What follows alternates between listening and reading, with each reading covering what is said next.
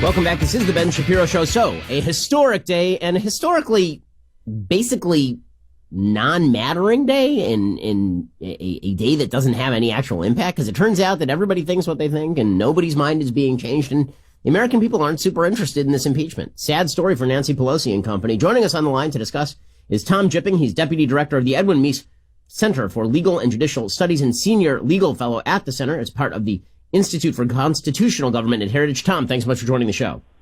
Thanks for having me. So, I'm sure that you have been watching with eyes peeled for the incredible soberness of the Democratic Party. Nancy Pelosi reading the Pledge of Allegiance aloud on the House floor. It was really, I thought, jarring when they cut to Colin Kaepernick kneeling next to her, but at the same time, it was quite a moment.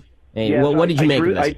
I drew the drapes in my office just so that the light would be kind of low and it would be help the gravity of the situation. I mean, this whole thing has been less grave than it should have been from the beginning. And the fact that Democrats have been trying to impeach Donald Trump not for 3 months but for 3 years has contributed to that. I think if they had taken a different approach, and to her credit, Nancy Pelosi in the beginning appeared resistant to going down the impeachment road.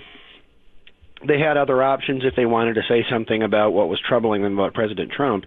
If they'd gone down a different road, impeachment itself would perhaps still have the gravity that it's supposed to have. Instead, it's sort of like rain on the roof, and people are like, yeah, so I thought they did that already. So let's talk for a second about what elements the Democrats theoretically would have had to prove in order for them to say that Trump is legitimately impeachable. Because at this point, they have not even charged the president with a crime. They created two charges. One is abuse of power. The other is obstruction of Congress. The obstruction of Congress one is absurd on its face. I mean, they're basically claiming that the president refusing to acquiesce to subpoenas and then appealing to the judiciary is somehow a violation of the balance of powers, which of course is nonsense. And then you have the abuse of power charge, which basically alleges bribery without any of the criminal elements. So what would Democrats, let's say that you were a Democrat trying to come up with what would actually constitute impeachable offenses here, what would you have had to prove in order to come up with an impeachable offense? Well, the central fact of their case isn't that the president tried to push Ukraine to conduct investigations. It's really nothing having to do with the phone call per se. The central fact of their case is his motive, is his intent, that he did so for the purpose of soliciting foreign interference in next year's election. The articles of impeachment refer to corrupt motives, this kind of thing. That's what turns otherwise completely discretionary, legitimate actions and decisions into potentially impeachable offenses. It's kind of like if someone's charged with first-degree murder, the prosecutor has to prove not only that someone killed someone, but that he did so with a specific intent.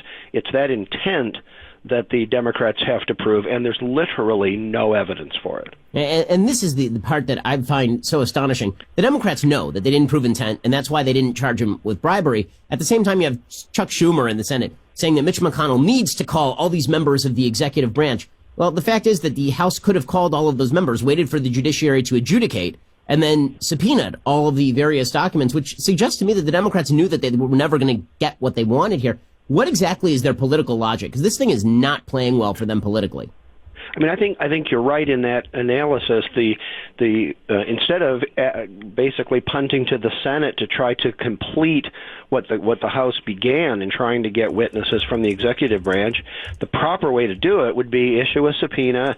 If it's denied or if it's rejected, you then go to court, and then if a court says, yes, you have to appear, and you refuse, then maybe you have, something to talk about relative to obstruction of Congress. But of course they didn't do that. They simply said jump, and they expected Trump to ask how high, and when he didn't, they said this is impeachable.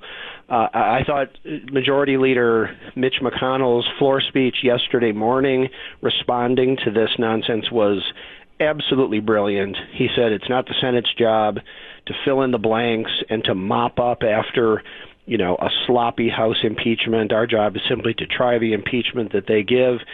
If that doesn't work to their benefit, that's their problem. We're speaking with Tom Jipping, Deputy Director of the Edwin Meese Center for Legal and Judicial Studies over at the Heritage Foundation. So the Democrats pushing forward with this thing anyway.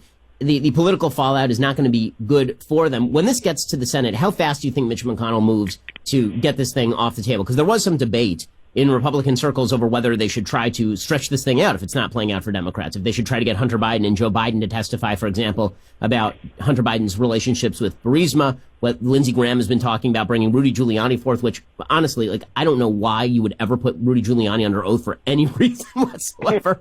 But how do you think that this thing plays out? Well, the Senate Republicans have the same choice to make that House Democrats did, and that is, do they go broad or narrow? Do they reach past really what the impeachment process is specifically provided for and try to achieve other political objectives? I think they'll make the same choice that House Democrats did, and that is to go narrow. And Mitch McConnell's speech yesterday suggested that. Their job is to try the impeachment that comes over from the House. It's not to continue the investigation. It's not to. This isn't an oversight hearing. It's not a kind of a roving investigation into issues. It's a trial, and everybody's watched Law and Order. When the trial starts, the trial jury does not say, "Oh, we'd like to call some more witnesses and inquire about some more issues." So I think that's what they'll do. That's what they should do. This process is moving very quickly in sort of impeachment terms to begin with, and I think it's not going to take long in the Senate, and I think they'll certainly acquit him. So we are speaking with Tom Jipping, Deputy Director of the Edwin Meese Center for Legal and Judicial Studies at Heritage. So the Democrats claim that if President Trump is not impeached over this activity, that this is a real watering down of impeachable offenses. Republicans, like on the other side, are arguing that the very charge of impeachment being brought waters down impeachable offenses. Why do you think that this is an abuse of the impeachment power for Congress, as opposed to Congress just zealously guarding its own foreign policy prerogatives?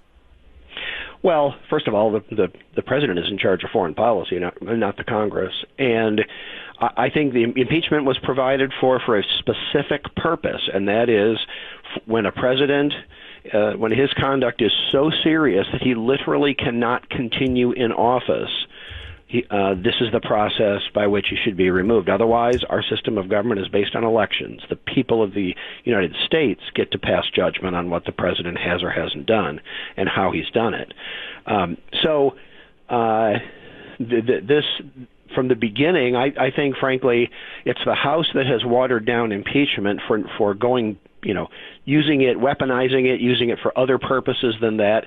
And frankly, when the Senate acquits the president, that's what will be taking their role seriously, because they will look at objectively the impeachment sent over from the House. They'll look at the evidence, which clearly is insufficient to prove what the president is accused of, and they'll acquit him. That's what will take the impeachment process seriously. And Tom Jipping, Deputy Director of the Edwin Meese Center for Legal and Judicial Studies at Heritage, really appreciate your time on this historic day that really makes no difference. Really appreciate it, Tom.